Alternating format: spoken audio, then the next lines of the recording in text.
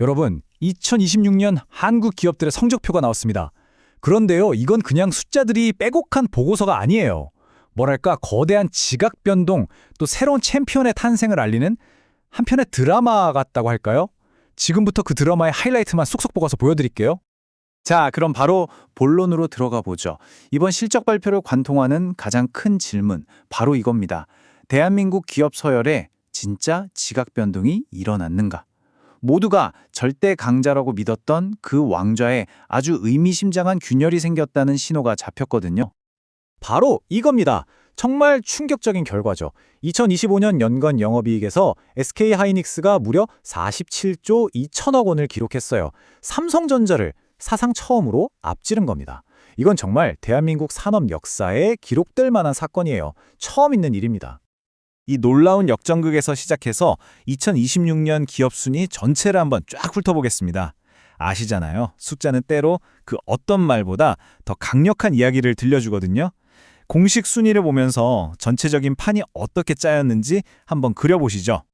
일단 공식적인 단기 순위 기준으로 보면 삼성전자가 45조 원으로 여전히 1위 자리를 지켰습니다. 네, 아직은요. 하지만 진짜 이야기는 2위에 있어요. 바로 SK하이닉스. 전년 대비 순이익이 무려 101.2%가 늘었어요. 2배 넘게 폭증하면서 삼성전자의 턱밑까지 바짝 따라붙은 거죠. 이 폭발적인 성장세, 이게 바로 이번 실적 시즌의 핵심입니다. 이걸 보면 우리나라 경제의 이익 구조가 정말 극명하게 드러나요.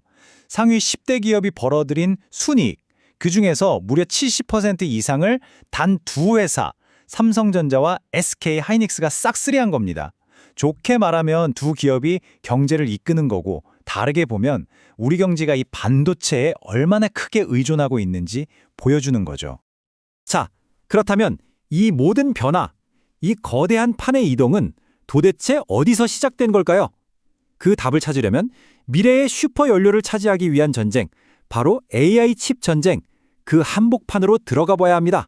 이 전쟁에서 가장 중요한 무기가 바로 HBM, 고대역폭 메모리입니다. 이게 뭐냐면요, 아주 쉽게 말해서 메모리 칩을 저기 고층 빌딩처럼 수직으로 착착 쌓아 올린 거예요.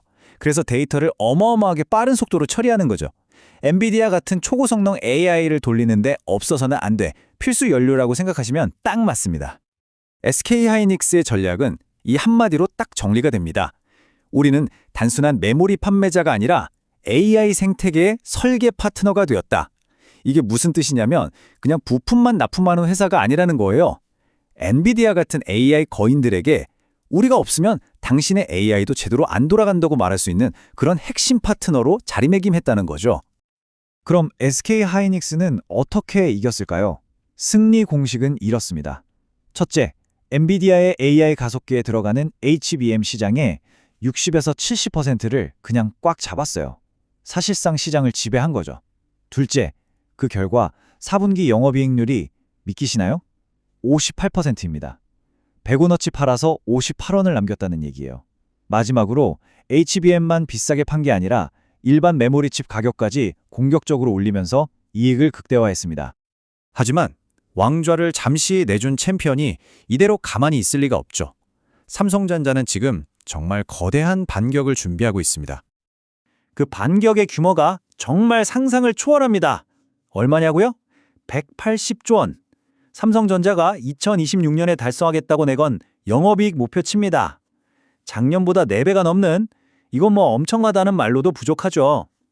자체 개발한 HBM4 양산과 그 누구도 따라올 수 없는 압도적인 생산 능력으로 왕의 귀환을 보여주겠다는 선언이나 다름없습니다. 자, 지금까지는 계속 반도체 얘기만 했는데요. 이번 실적 보고서가 반도체만의 이야기는 절대 아닙니다. 이제 시선을 좀 돌려서 아주 복잡한 글로벌 환경 속에서 고군분투했던 우리 전통 산업들의 이야기도 한번 들어보겠습니다. 현대자동차의 상황이 딱 그랬어요. 한마디로 딜레마죠. 그룹 전체 매출은 300조 원을 넘기면서 사상 최대치를 찍었습니다. 차는 정말 많이 팔았다는 얘기죠. 그런데 이상하게도 순이익은 오히려 21.7%나 줄었어요. 많이 팔고도 돈은 덜 번 셈이죠.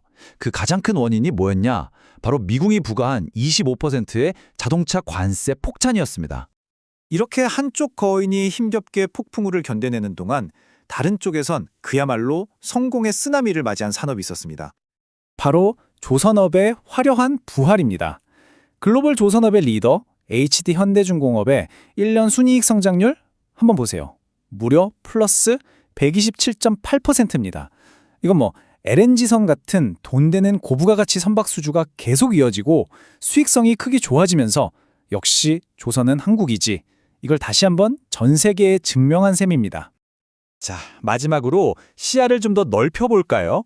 상위권 기업들 말고도 정말 눈에 띄는 성과를 낸 다른 핵심 산업들이 있거든요. 한국 경제를 이끄는 또 다른 엔진들이죠. 주목할 세 분야를 딱딱 짚어드릴게요. 첫째, 금융. 4대 금융지주가 합쳐서 18조 4천억 원이라는 역대 최대 순이익을 냈습니다. 경제가 어려워도 은행은 돈 번다는 말이 있죠. 굳건한 체력을 과시했어요. 둘째, 배터리. LG 에너지 솔루션, 특히 ESS라고 생산된 전기를 저장해 두는 거대한 배터리 시장이 터지면서 이익이 134%나 급증했습니다. 마지막으로 K뷰티를 빼놓을 수 없죠. CJ 올리브영이 전 세계적인 인기에 힘입어서 이제는 유통업계의 절대 강자로 우뚝 섰습니다. 자, 지금까지 쭉 달려왔는데요. 이 모든 조각들을 한번 맞춰보죠. 이 변화무쌍한 숫자들, 이게 과연 한국 경제의 미래에 대해서 어떤 그림을 보여주고 있는 걸까요? 핵심만 딱 세 가지로 요약해 드릴게요. 첫째, AI 엔진. 이제 한국 경제의 수익을 내는 심장이 고부가가치 AI 반도체로 완전히 옮겨왔습니다. 둘째, 혁신이 곧 생존. 자동차나 조선 같은 전통 산업들도 그냥 버티는 게 아니라 더 비싸고 좋은 고부가가치 제품으로 글로벌 리스크를 뚫어내고 있다는 겁니다. 셋째, 견고한 허리. 금융이나 자동차 같은 핵심 산업들이 외부 충격에도 흔들리지 않는 튼튼한 체력을 증명해냈습니다. 이게 바로 2026년 대한민국 경제의 얼굴입니다. 그럼 마지막 질문을 던져보겠습니다. 지금 우리가 보고 있는 이 모습, 과연 AI가 이끄는 거대한 호황일까요? 아니면 언제 터질지 모르는 아슬아슬한 버블일까요? 그 판단은 이 영상을 보시는 여러분의 몫으로 남겨두겠습니다.